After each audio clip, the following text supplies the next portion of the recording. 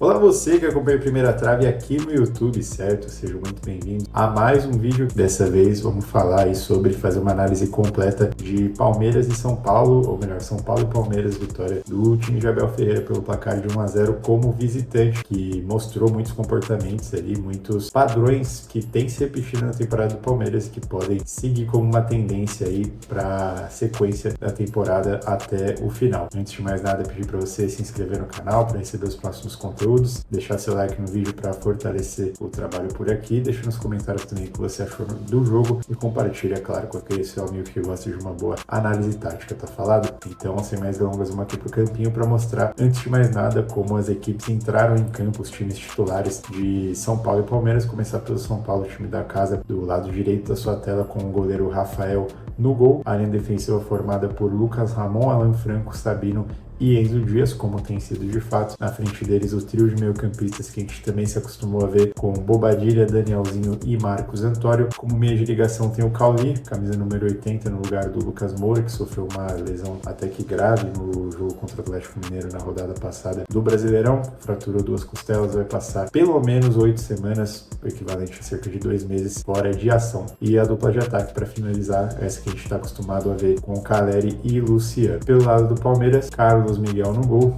goleiro titular absoluto praticamente desde que chegou. A linha defensiva dessa vez com o Giai, que tem tomado a posição do Kelvin. Gomes e Murilo, a dupla de zaga, além do Piquerez na lateral esquerda, completando então lá do outro lado. A dupla de volantes com Marlon Freitas e Andrés Pereira deve continuar sendo, né, a dupla titular do time do Palmeiras, sem um primeiro volante de origem, mas que tem funcionado. Jogo sim, jogo também, alguns não, mas vamos ver como é que vai ser essa adaptação. Lá na frente, então, aberto pela direita, Alan, aberto pela esquerda, João Arias, como tem sido também, e tem jogado bem o Arias, inclusive fez um bom jogo contra o São Paulo, a gente já vai se aprofundar um pouquinho mais nisso. A dupla de ataque com Flaco Lopes e Maurício mais como meia, né? Um jogador jogando como uma espécie de segundo atacante, talvez, atrás do Flaco Lopes, enquanto o Vitor Roque não fica 100%, não se recupera totalmente de lesão. Bom, o começo de jogo do Palmeiras já ajuda a gente a entrar um pouco nesses padrões que eu tanto falei no comecinho do vídeo, porque o Palmeiras tem mostrado que vai se comportar de uma maneira bastante específica, que é uma pressão muito forte no começo dos jogos, tentativas de ataque com bastante volume, muitos jogadores correndo de frente, e aparecendo como opção para confundir a marcação ou para de fato ser uma opção de passe, ataques muito contundentes até que abre o placar. E aí, depois que abre o placar, não de uma forma necessariamente tão abrupta, mas a grosso modo o Palmeiras vai aos poucos se sentindo confortável no jogo, vai recuando, vai abrindo mão de atacar cada vez mais e realmente se defendendo muito bem, evitando que o adversário marque gols, seja arrancar empate ou diminuir vantagens. Tem sido assim, é um padrão que tem sido observado. Por quê? Porque, para começo de conversa, né, nos 8 jogos do Brasileirão até aqui, nas 8 rodadas, o Palmeiras abriu o placar em todas. Em 7 desses 8 jogos, o primeiro gol saiu antes do minuto 30, ou seja, antes da marca dos 30 minutos do primeiro tempo. E por que eu digo isso? Tem jogos assim que foi na casa dos 20 minutos ou quase 30, mas ainda assim, se você pegar do recorte em relação a um jogo inteiro, aos 90 minutos, ainda é considerado um gol relativamente cedo e cedo o suficiente também para aquilo que o Palmeiras quer aplicar em campo. E melhor ainda quando foi em 3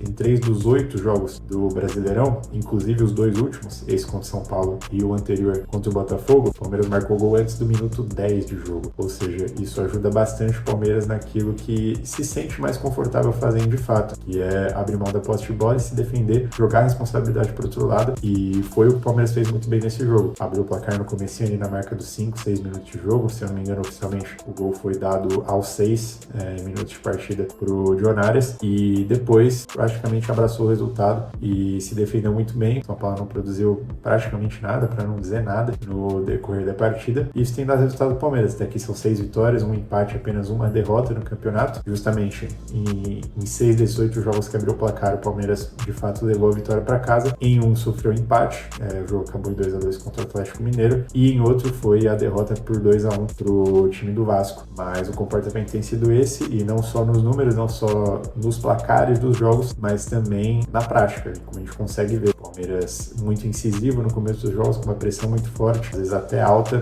com ataques muito contundentes em transição e com bastante volume de jogadores, e depois a gente vai vendo cada vez menos isso acontecer no decorrer dos jogos. Em alguns o Palmeiras até se dispõe a contra-atacar, em outros nem isso, como foi o caso contra o São Paulo. E eu sei que muita gente, é um estilo de jogo controverso, muita gente questiona, muita gente fala, mas eu acho que não cabe a nós dizer como um time deve ou não jogar, cabe a nós analisar o que está acontecendo na prática e chegar a conclusões a partir disso. Tem dado certo pro time do Palmeiras nesse começo de campeonato. A gente não sabe se vai ser sempre assim, se o Palmeiras vai sempre abrir o placar nos jogos e conseguir aplicar esse modelo de jogo, mas enquanto tem funcionado, tá rendendo pontos, rendendo vitórias, e a gente ainda vai ver, né?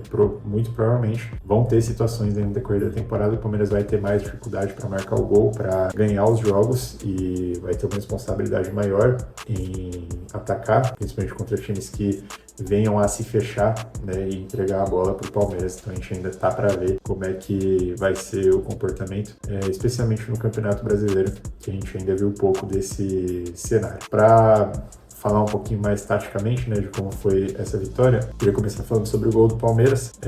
O Flávio Lopes, como de costume, saindo bastante da referência, né, recebendo a bola aqui na intermediária num lance de transição do time do Palmeiras. O Palmeiras com muito volume, né, aplicado aqui para esse lado direito, seja com o Flávio, com o Alan, o Andreas, o próprio Gustavo Gomes aparecendo, o Maurício, que é o cara que joga com bastante liberdade. Enfim, nesse momento foi o Flávio recebendo, recuado, invertendo o jogo para o Jornadas correr com o campo aberto, e aí ele corre de frente com a bola dominada, ele que tem muita qualidade técnica, vai para cima do Lucas Amon. A ultrapassagem do Piqueires por aqui faz parte, inclusive, da estratégia, e é muito importante porque confunde a marcação do Lucas Amon. O Bobadilla atrasou na recomposição por ter sido justamente um lance de contra-ataque muito rápido, e no momento que ele passa aqui do Jornadas é muito interessante observar que é exatamente a hora que o Arias faz o corte e impede, né, que o Bobadilla, no momento que ele estava freando, estava desacelerando, ele impede que o Bobadilla feche o chute, e aí ele faz uma ótima finalização no cantinho do goleiro, sem chance para a defesa do Rafael, e abre o placar para o time do Palmeiras, e isso acaba sendo suficiente para a vitória. Não só isso em si, mas,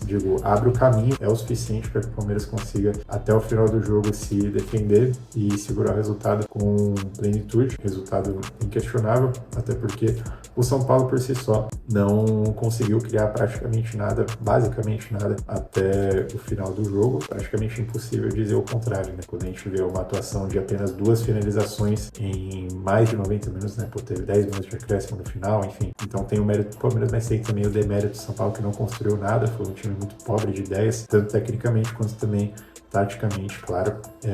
Mesmo você tendo aqui opções na teoria, né, como o Enzo Dias subindo bastante, o Lucas Ramon subindo, tendo o Cauli aqui pelo meio, o Sabino e o Alan foi conferência de suporte, o Bobadilla é alguém que avançava um pouquinho mais, o Danielzinho sempre foi esse cara que ficava mais como primeiro volante, enquanto o Palmeiras por si só, né, como de costume, fechava aqui um 4-4-2 com bastante apoio dos pontas e dos próprios atacantes, né, o Flaco e o Maurício. Enfim, todos os jogadores do Palmeiras, do goleiro ao atacante, são muito dedicados, muito disciplinados taticamente, e isso ajuda o Palmeiras a conseguir os resultados que tem conseguido com a estratégia que tem aplicado nos jogos. Mas, voltando a falar do São Paulo, mesmo com um volume alto de jogadores na teoria, por conta da compactação forte de linhas, né, do time do Palmeiras e de deixar pouco espaço nas costas, né, da linha defensiva, o São Paulo teve dificuldades, mas também não é 100% do que define o que foi a partida, né? O São Paulo por si só faltou do Roger Machado e dos próprios atletas também tecnicamente eficiência